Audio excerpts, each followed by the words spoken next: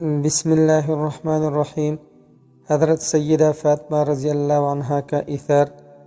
حضرت عبداللہ ابن عباس رضی اللہ عنہما فرماتے ہیں، بنی سلیم کا ایک شخص حضور نبی کریم صلی اللہ علیہ وسلم کی خدمت میں حاضر ہوا اور کہنے لگا، آپ صلی اللہ علیہ وسلم جادوگر ہے۔ حضرت عمر فاروق رضی اللہ عنہ نے اس کی بات سنی تو آگے بڑھ کر اسے سبق سکھانے کا ارادہ کیا۔ آپ صلی اللہ علیہ وسلم نے انہیں روک دیا اور پھر اس شخص کو آخرت کے عذاب سے ڈرایا اور اسے خدائے واحد کی عبادت کی دعوت دی۔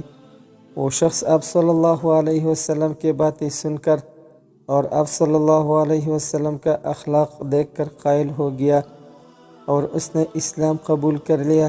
آپ صلی اللہ علیہ وسلم نے اس سے پوچھا، تیرے پاس کتنا مال ہے؟ اس نے عرض کیا، میں بنی سلیم کا سب سے غریب شخص ہوں۔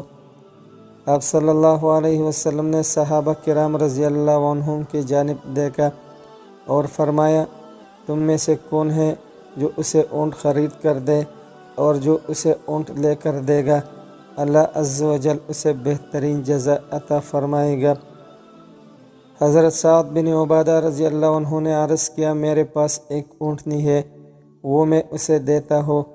پھر آپ صلی اللہ علیہ وسلم نے فرمایا، تم میں سے کون ہے جو اس کا سر ڈانپے؟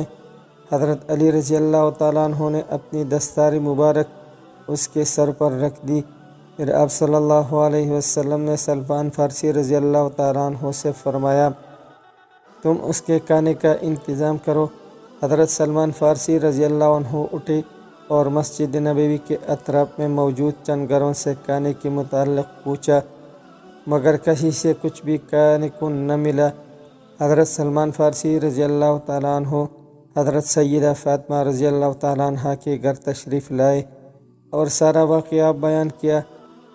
حضرت سیدہ فاطمہ رضی اللہ تعالیٰ عنہ اب دیدہ ہو گئی اور فرمایا، اللہ کی قسم، جس نے میرے والد کو نبی برحق بنا کر بھیجا، ہمارے گھر میں کئی روز سے فاقہ ہے، مگر تم میری یہ چادر لے جاؤ اور اسے شمعون یہودی کو جا کر دینا کہ یہ فاطمہ بنت محمد صلی اللہ علیہ وسلم کی چادر ہے، اسے رکھ کر کچھ قرض دے دے۔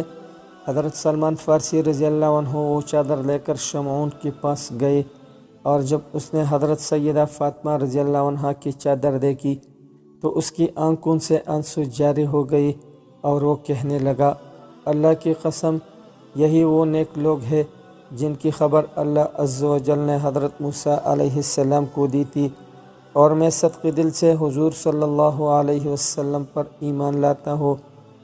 یہ کہہ کر شمعون نے کلمہ پڑھا اور حضرت سیدہ فاطمہ رضی اللہ تعالیٰ عنہ کی چادر لٹاتے ہوئے کچھ جو دے دیے۔ حضرت سلمان فارسی رضی اللہ تعالیٰ عنہ واپس حضرت سیدہ فاطمہ رضی اللہ تعالیٰ عنہ کے پاس آئے اور سارا واقعہ بیان کیا۔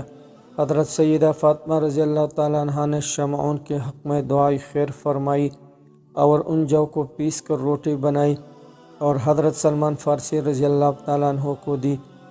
حضرت سلمان فارسی رضی اللہ تعالیٰ عنہ نے عرض کیا کہ آپ رضی اللہ عنہ کے گھر بھی پاکا ہے، کچھ اپنے اور بچوں کے لیے رکھ لے۔ حضرت سیدہ فاطمہ رضی اللہ تعالیٰ عنہ نے فرمایا، یہ کھانا اللہ عز و جل کے راہ میں دیا ہے، اس لیے اب اس میں سے ہمارے لیے لینا درست نہیں۔ حضرت سلمان فارسی رضی اللہ تعالیٰ عنہ وہ کھانا لے کر حضور نبی کریم صلی اللہ علیہ وسلم کے پاس پہنچے اور تمام واقعہ بیان کیا۔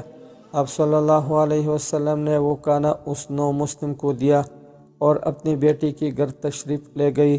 جب آپ صلی اللہ علیہ وسلم نے اپنی بیٹی کے چہرے کو دیکھا تو وہاں فاقہ اور نقاہت کے آثار نمایاں تھے اور چہرے پر زردی چھائی ہوئی تھی۔